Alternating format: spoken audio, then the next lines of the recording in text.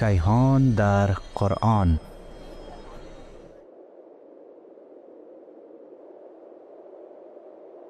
معرفی خورشید و سیارات. خورشید مرکز منظومه شمسی است و تمام سیاره ها به دور آن می چرخند.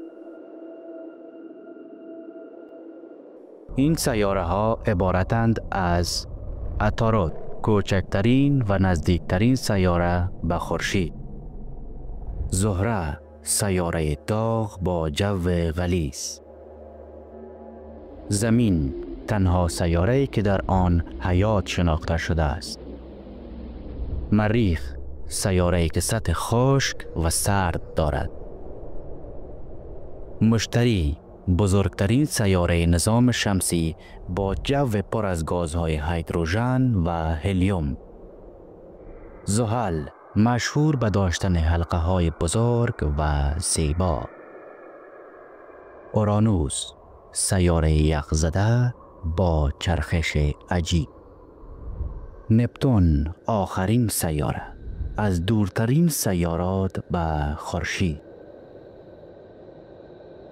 خورشید همواره با تمام سیاره‌های نظام شمسی در کهکشان راه شیری قرار دارد. کهکشان راه شیری یک کهکشان مارپیچی است که میلیاردها ستاره، سیاره و دیگر اجسام در آن قرار دارد. کهکشانی که ما در آن زندگی می کنیم تنها در فضای کیهانی قرار ندارد، بلکه این کهکشان در بین میلیاردها کهکشان دیگر قرار دارد. جهان آنقدر بزرگ است که از زمان خلقت تا هنوز به بعضی از نقطه‌های آن نور نرسیده است و در آنجا سیاهی مطلق است. امروز علم ستاره شناسی با کمک تلسکوپ‌های پیشرفته توانسته است رازهای شگفت‌انگیزی را کشف کند. اما آنچه ما امروز می‌بینیم آیا همان چیزی نیست که در قرآن کریم 1400 سال پیش دربارش سخن گفته شده است؟ آفرینش آسمان ها و گسترش جهان. سوره زاریات آیه 47 و 48. والسماء بنيناها بأيد وإنا لموسعون. و آسمان را با قوت بنا کردیم و بیگمان آن را وسعت دهنده ایم. والأرض فرشناها فنعم الماهدون. و زمین را گستردیم و ما گستراننده خوبی هستیم. این آیه اشاره به گسترش آسمان دارد که امروز علم آن را به نام انفجار بزرگ یا بیگ بنگ میشناسد. بزرگی جهان. سوره واقعه آیه 75 و 76. فلا أقسم بمواقع النجوم وإنه لقسم لو تعلمون عظيم. و علاوةً سوگند یاد می کنم به منازل ستارگان و این سوگندی است واقعاً بزرگ اگر بدانید. خداوند به موقعیت ستاره ها قسم یاد می کند.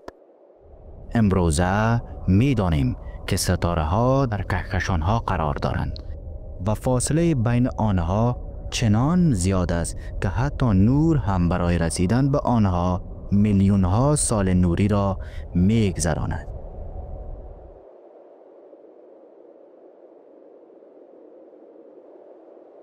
چرخش سیارات به دور خورشید. سوره یاسین آیه 40. لا الشمس ينبغي لها أن تدرك القمر ولا الليل سابق النهار وكل في فلك يسبحون.